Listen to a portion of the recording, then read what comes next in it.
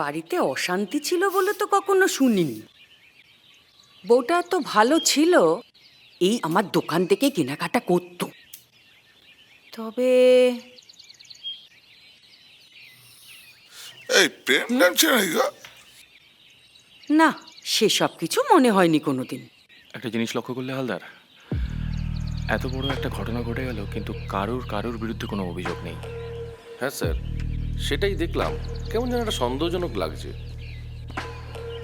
তার মানে বউটার ব্যাপারে কারোর কোনো মায়া দয়া ছিল না, অথবা হ্যাঁ স্যার, আমি ভাবছি স্যার, আমার একমাত্র সন্তান, তার প্রতি কোনো মায়া থাকবে না, সেটা কি করে হয়? আমি সত্যিই তোর কাছে সারা জীবন কৃতজ্ঞ হয়ে থাকব।